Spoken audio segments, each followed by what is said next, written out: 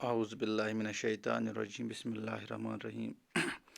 السلام علیکم dear students. آج کا جو ہمارا 10th سوشل سائنس کا ٹاپک ہے وہ ہے what happened to the weavers The consolidation of East India Company power after 1760s did not initially lead to the decline in the textile exports from India. تو اس کا کیا مطلب ہے کہ ایسٹ انڈیا کمپنی کی یہاں پہ جو ہے اسٹیبلش ہونے کے بعد، یہاں پہ ان کا اپنا قبضہ جمانے کے بعد جو ہے 1760s یہاں پہ جو ایکسپورٹ ہو رہا تھا انڈیا کا ٹیکسٹائل گڈس یا کاٹن گڈس فرام انڈیا، ان کی جو تعداد تھی، ان کی جو کوانٹٹی تھی، وہ ایک دم نہیں گری تھی، ایک دم کم نہیں ہوئی تھی۔ یعنی کہ 1760s میں ایسٹ انڈیا کمپنی آنے کے بعد بھی یہاں کا جو ایکسپورٹ آف ٹیکسٹائل گڈس تھا وہ کنٹینیو تھا، وہ جاری تھا، وہ اتنا زیادہ کم نہیں ہوا تھا۔ سو برٹش، اس کی کیا وجہ تھی؟ British cotton industries had not yet expanded, جو کہ برٹش نے نیولی اپنی کچھ کاٹن انڈسٹریز اسٹیبلش کی تھی، انویسٹمنٹس کیے تھے، نئے نئے جو ہے یونٹس کھولے تھے، تو وہ ابھی اس طریقے سے ایکسپینڈ نہیں ہوئے تھے، اس طرح سے اب انہوں نے ابھی اپنا بزنس شروع نہیں کیا تھا۔ تو اس طرح سے جو ہے انڈیا کو جو ٹیکسٹائل کموڈیٹیز جو تھی وہ یورپین میں بہت زیادہ پیمانے پہ ان کو ڈیمانڈ کیا جاتا تھا، ان کو پسند کیا جاتا تھا۔ سو اس کے لیے جو ہے ایسٹ انڈیا کمپنی اب اس کا فائدہ اٹھانا چاہتی تھی کہ یہ جو ہمارے انڈیا کے جو ہے گڈس جو ہے وہ فارن میں بہت زیادہ ڈیمانڈ کیے جاتے ہیں، پسند کیے جاتے ہیں، تو وہ اس کا اچھی طرح سے فائدہ لینا چاہتے تھے۔ اس سے پہلے کہ جو ہے برٹشرز نے بنگال اور کرناٹک میں 1760s اور 1770s میں ایسٹ انڈیا کمپنی جو ہے اس کو اسٹیبلش کرنا تھا، تو اس سے پہلے کہ وہ ان دو جگہوں پہ بنگال اور کرناٹک میں اپنی کمپنیز کو اسٹیبلش کرے، تو ان کے لیے تو یہ بہت مشکل تھا ان کے لیے کہ یہ اس چیز کو انشور کرے، اس چیز کو یقینی بنائے کہ کس طرح سے ہم اپنے سپلائی جو ہے، اپنی جو supply of goods for export جو ہے، supply of goods for export جو ہے اس کو انکریج کرے، ان کو ریگولر کرے۔ تو جو کہ اس کی یہ پرابلم تھی کہ فرنچ جو تھا اور ڈچ جو تھا، جنہوں نے بھی پرتگیز جو تھے، تو انہوں نے بھی اپنی کالونیز بنا کے رکھی تھی، تو وہ اس چیز کو انٹرنیشنل مارکیٹ میں اور بہت جگہوں پہ ایسٹ انڈیا کمپنی کو بہت زیادہ کمپٹیشن دے رہے تھے، کیونکہ ان کے پاس بھی وہ بھی ان چیزوں میں ٹریڈ کرتے تھے فارن کنٹریز کے ساتھ، اور وہ بھی بھیج رہے تھے انٹرنیشنل مارکیٹ میں ان چیزوں کے۔ اس لیے جو ہے برٹشرز کے لیے، ایسٹ انڈیا کمپنی کے لیے یہ تھوڑا مشکل تھا۔ لیکن ایک بار جب once the East India Company establish the political power, لیکن ایک بار جب انہوں نے یہاں پہ اپنا پولیٹیکل انفلوئنس جو ہے جمایا، انہوں نے اپنی پولیٹیکل پاورز جو ہے اسٹیبلش کیے، تو انہوں نے پھر اپنا جو ہے ایک اس ٹریڈ میں ایک اپنی مونوپولی پاور بنا کے رکھی، یعنی کہ انہوں نے کچھ ایسے معاہدے کیے، ایسے جو ہے سائنز کیے، کچھ ایسے کیا کہہ سکتے ہم ان چیزوں کو، کہ ایسے پالیسیز اڈاپٹ کی کہ صرف ان کوموڈیٹیز کو، جو کوموڈیٹیز یہاں سے ایکسپورٹ ہو رہے تھے کلوتھنگ میں، یا پھر جو کہہ سکتے ہم کہ ایسٹ جو ہے کاٹن وغیرہ، تو صرف یہی اس چیز کو بنا سکتے تھے۔ انہوں نے اپنا مونوپولی پاور بنا کے رکھا تھا، انہوں نے اس چیز کو یقینی بنایا کہ وہ کوموڈیٹیز صرف یہی خریدیں، یہی بنائیں، یہی پروڈیوس کریں، یہی پھر ایکسپورٹ کریں۔ سو اٹ مینس کہ انہوں نے ہوللی اینڈ سولی یہاں کا مینجمنٹ کنٹرول کیا، یہاں جو تاکہ وہ جو ہے کمپٹیشن جو ان کو مل رہا تھا فارن کنٹریز میں، کیونکہ اسی ڈومیسٹک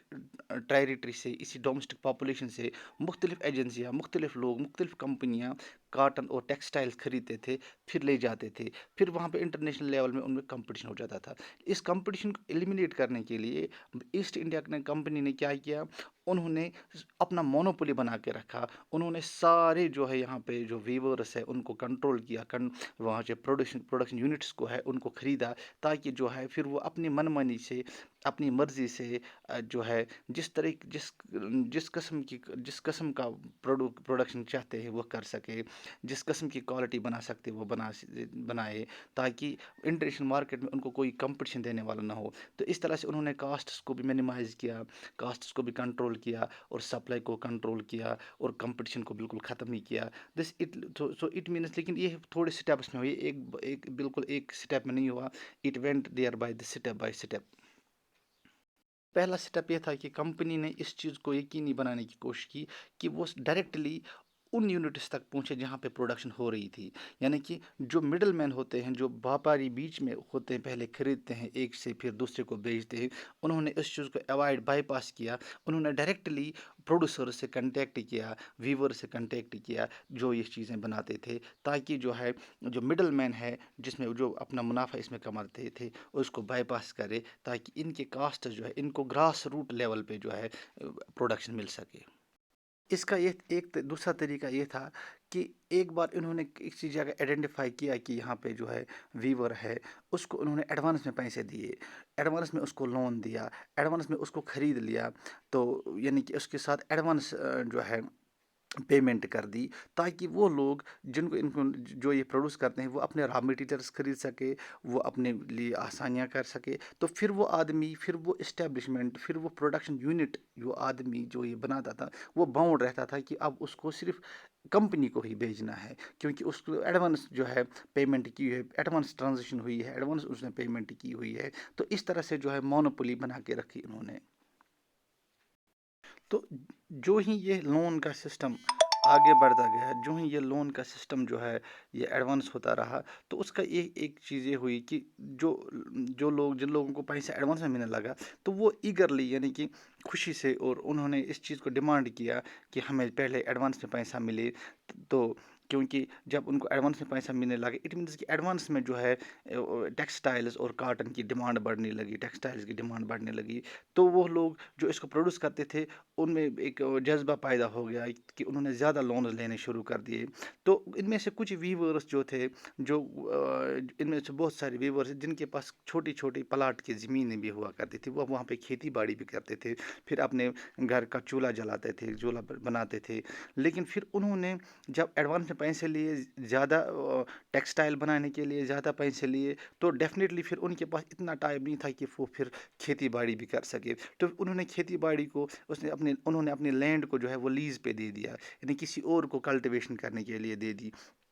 फिर जो वीविंग करते थे, इतने पैसे उन्होंने एडवांस ले लिए कि उनको फिर उनकी डिमांड जो है वो पूरी करनी थी, उनको उसके उन पैसों के जो है उतने वीविंग करनी थी, उतनी प्रोडक्शन करनी थी। तो इसके लिए फिर उनको सारी फैमिली को मिलकर उस उतनी प्रोडक्शन करनी थी, सारी फैमिलीज को मिलकर फिर काम करना पड़ता था। तो ये एक तरीका पैदा किया था मोनोपोली पावर बनाने के लिए, ट्रेड एडवांस करने के लिए, गुड्स को मोर प्रोड्यूस करने के लिए जो है एक प्रोसेस की शुरुआत की थी ब्रिटिशर्स ने। तो यहाँ पे एक मसला भी हो रहा था इस प्रोसेस में, वो ये कि जिन लोगों ने एडवांस में लोन लिया था गमस्ता से, यानी कि उन लोगों से, फिर उन्होंने एक एडवांस पेमेंट की हुई थी। लेकिन अक्सर बहुत सी जगहों पे ऐसा हुआ कि वीवर्स ने पैसे लेने के बावजूद भी उनको फिर अपने प्रोडक्ट्स नहीं दिए, क्योंकि उसकी ये वजह थी कि वहाँ पे जो पहले वाले मर्चेंट्स थे, जो पहले उनके साथ काम करते थे, जो पहले उनके साथ एक स्ट्रांग रिलेशनशिप हो था उनका, तो उनका एक इन्फ्लुएंस था पहले मर्चेंट्स का उन वीवर्स पे, उन डोमेस्टिक यूनिट्स पे एक कंट्रोल था। उन्होंने उनके साथ बहुत सारे सालों पे जो है काम किया था, उनको लुक आफ्टर किया था, उनके पैसे उधार दिया करते थे, जो उनको अच्छी तरह से मोटिवेट किया करते थे, एक सोशल रिलेशनशिप भी था। तो इसकी वजह ये थी कि फिर जब प्रोडक्शन का हैंड ओवर करने का वक्त आया, तो उन लोगों ने पहले वाले मर्चेंट्स को अपने जो जो टेक्सटाइल्स थे उनको बेच दिए, न कि गमस्ता से जिनसे उन्होंने पैसे एडवांस में लिए थे। तो इसमें जो है जब फिर वो गमस्ता जिन्होंने लोन्स एडवांस किए थे, फिर वो गाँव में आके इन इन जो है इन वीवर्स को फिर पनिश करते थे, उनके साथ लड़ाइयाँ करते थे, उनको सताते थे, फिर अपनी खुद गर्जी दिखाते थे, ज़बरदस्ती उनको पैसे देते थे। तो इस तरह से जो एक माहौल जो है वो ख़राब हो गया। एक انہوں نے ایک ویورس کو جو ہے پنش کرنے کی کوشش کی، تو وہاں پہ جب پھر وہ لا اینڈ آرڈر کی پرابلم ہوا کرتی تھی، ایک سوشل انریسٹ بن جاتا تھا، کہ جو کاسٹ جو پرائسز ان کو کمپنی دے رہی تھی وہ بہت کم تھی، وہ اتنا نہیں تھی جتنا ان کو لوکل مرچنٹس دیا کرتے تھے، تو اس سے جو ہے ان میں بہت سے اکنامک پرابلمز کی شروعات ہو گئی۔ سو پھر اس چیز کو اوائڈ کرنے کے لیے کرناٹک اور بنگال کے جو ویورس تھے، بہت سارے لوگوں نے ڈیزرٹ ولیج میں جو رہتے تھے، انہوں نے وہاں سے مائیگریشن کی ان جگہوں پہ جہاں پہ پھر اس ایسٹ انڈیا کا کمپنی کا جو انفلوئنس جو تھا وہ کم تھا، انہوں نے اس جگہ پہ ان جگہوں پہ اپنا جو ہے وہ مائیگریٹ ہو گئے جہاں پہ ان کے رشتہ دار تھے، یا پھر جہاں پہ ان کو لگا کہ ہم یہاں پہ سیکیور ہیں۔ تو